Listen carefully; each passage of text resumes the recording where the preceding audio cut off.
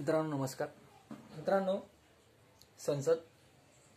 संसद बघत असताना आपल्याला लोकसभेचा आणि राज्यसभेचा अभ्यास करणं अत्यंत गरजेचं आहे. तर बघा, आपण आज राज्यसभेचा अभ्यास करूया. राज्यसभा म्हटलं की राज्यसभाची तरतूद ही कलम नंबर 80 मध्ये केलेली आहे मित्रांनो, आणि संसदेची तरतूद ही कलम नंबर 79 मध्ये केलेली आहे. आणि त्यानंतर लोकसभा ही जे सभागृह आहे याची तरतूद 81 मध्ये केलेली आहे. तर हे दोन्ही सभागृह मिळून संसद बनते मित्रांनो. तर आपण आज फक्त राज्यसभेचा अभ्यास करूया. तर बघा, राज्यसभा हे जे सभागृह आहे हे अत्यंत महत्त्वाचं सभागृह आहे, कारण याला वरिष्ठ सभागृह असं म्हणतात. वरिष्ठ सभागृह असं म्हणतात. त्यानंतर याला उच्च सभागृह असं देखील म्हणतात. उच्च सभागृह, वरिष्ठ उच्च एकच झालं, परंतु शब्द अलग अलग परीक्षेमध्ये विचारले जातात, त्यामुळं तो उल्लेख करावा लागतो. त्याच्यानंतर याला स्थायी सभागृह असंही म्हणतात. स्थायी सभागृह. आता स्थायी सभागृह का म्हणतात? कारण या सभागृहाचे जे सदस्य आहेत ते सदस्य पूर्णपणे कधीच रिक्त होत नाहीत. प्रत्येक 2 वर्षाला हे सदस्य रिक्त होतात. 1/3 सदस्य रिक्त होतात, आणि 1/3 सदस्य रिक्त झाले की त्याच वर्षी त्यांची नवीन सदस्यांची निवडणूक घेतली जाते आणि परत ते सदस्य निवडले जातात. त्यामुळे या सदस्यांचा कालावधी हा 6 वर्षांचा कालावधी असतो मित्रांनो. प्रत्येक 6 वर्षाला हे सदस्य 1/3 सदस्य निवृत्त होत असतात. त्यामुळे या सभागृहाला स्थायी सभागृह असं म्हणतात. हे सभागृह कधीच विसर्जित होत नाही, त्यामुळे याला स्थायी सभागृह असं म्हणतात. त्यानंतर या सभागृहाचे सभासद आहेत त्यांची पात्रता बघू आपण.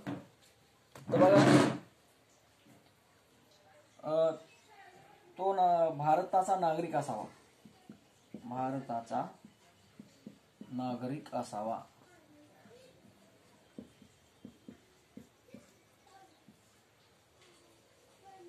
हे झालं एक. दुसरा आहे 30 वर्ष पूर्ण केलेली असावी त्याने. 30 वर्ष पूर्ण. बघा, लोकसभेचं जर म्हटलं तर त्याने 25 वर्ष पूर्ण केलेले असावे. राष्ट्रपती जर म्हटलं तर त्याने 35 वर्ष पूर्ण केलेले असावे. आणि राज्यसभा जर म्हटलं तर 30 वर्ष पूर्ण केलेले असावे. ही जी सिरियल आहे 25, 30 आणि 35, हे तुम्ही लक्षात घ्या मित्रांनो. हे राज्यसभेची पात्रता झाली. त्यानंतर आपण त्याची संरचना बघूया.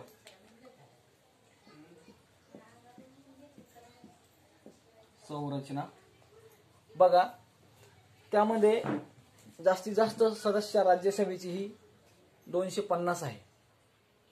मग हे 250 सदस्य हे कुठून येतात, काय येतात आणि कसे येतात हे आपण आज बघूया. बघा, 250 सदस्य, त्यापैकी 238 सदस्य आणि त्यानंतर 12 सदस्य, हे असं यांचं डिवायडेशन आहे. हे राज्य प्लस केंद्र, आणि 12 सदस्य हे आहे नामनिर्देशित. म्हणजे यांची राष्ट्रपती नियुक्ती करतात.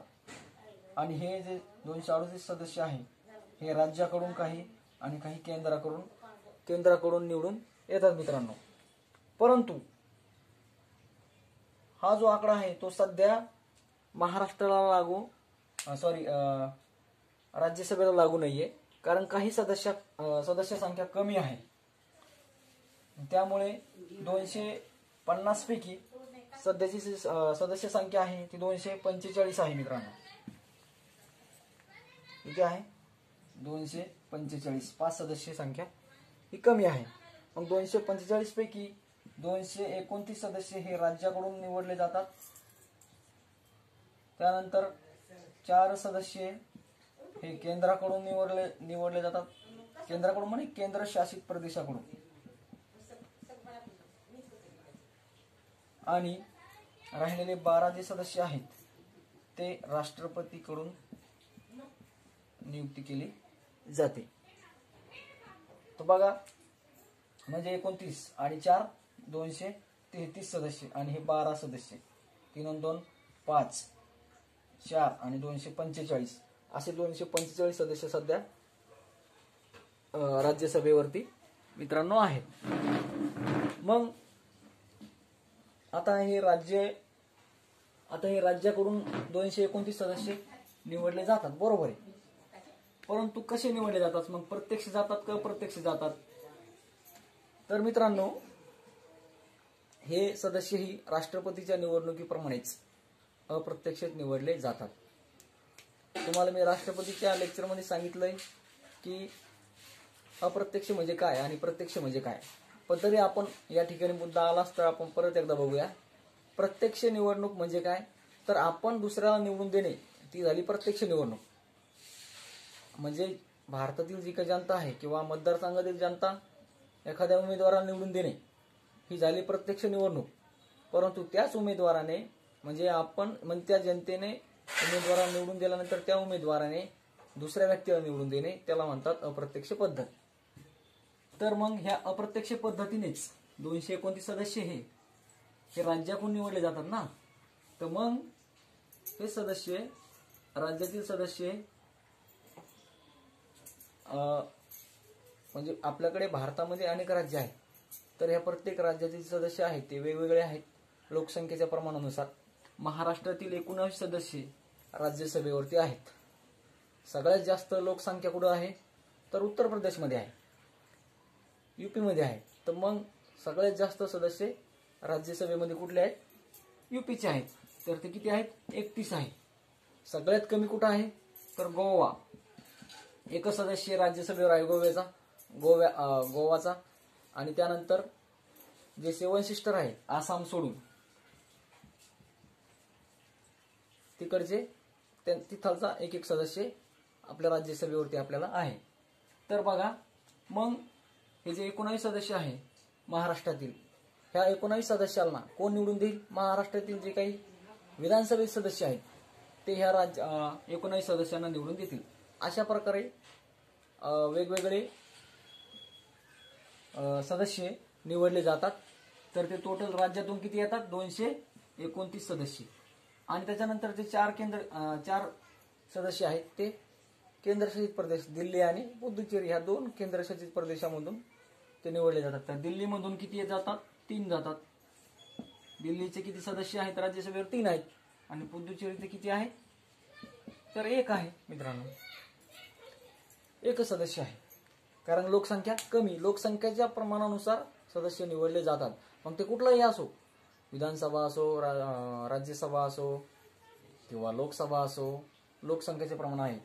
क्षेत्रफळाच्या प्रमाणानुसार नाहीये. क्षेत्रफळ जर म्हटलं तर मग राजस्थानचं क्षेत्रफळ सर्वात जास्त आहे. तिथील त्या ठिकाणाहून जास्तीत जास्त सदस्य पाहिजे होते, परंतु तसं नाहीये. लोकसंख्येच्या प्रमाणानुसार सदस्य निवडले जातात.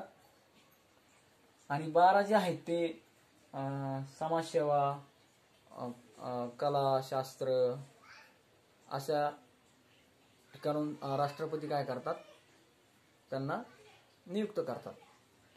अशा प्रकारे राज्यसभेचा आहे. आता याचा कालावधी मी तुम्हाला सांगितलंय अगोदर, पण तरी आपण या सदस्यांचा जो कालावधी आहे, सभागृहाचा कुठलाही कालावधी नाहीये, कारण ते स्थायी सभागृह आहे मित्रांनो. परंतु सभागृहाच्या जे काही सदस्य आहेत त्यांचा कालावधी 6 वर्षाचा आहे. किती वर्षाचा आहे? 6 वर्षाचा आहे. असे प्रश्न विचारले जातात. सभागृहाचा कालावधी 5 वर्षे, व सदस्यांचा कालावधी 6 वर्षे. मग हे विधान योग्य की अयोग्य? तर मित्रांनो, 5 वर्षाचं जे आहे ते चुकीचं आहे. कारण की सभागृहाचा जो कालावधी आहे तो स्थायी आहे, त्याला कुठलाच कालावधी नाही. म्हणजे अस्थायी जर असतं तर त्याला कालावधी आला असता. स्थायी असल्यामुळे त्याला कायमस्वरूपी सभागृह आहे ते. मग त्यामुळे तो जो कालावधी आहे तो महत्वाचा आहे. त्याच्यानंतर उपराष्ट्रपती हे सभागृहाचे सभापती असतात. उपराष्ट्रपती, भारताचे जे काही उपराष्ट्रपती आहेत ते राज्यसभेचे सभापती असतात.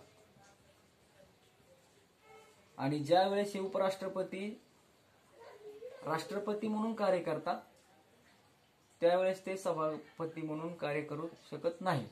कारण एकच व्यक्तीने 2 ठिकाणी 2 पद कसं काय उपभोगू शकतो? नाही उपभोगू शकत.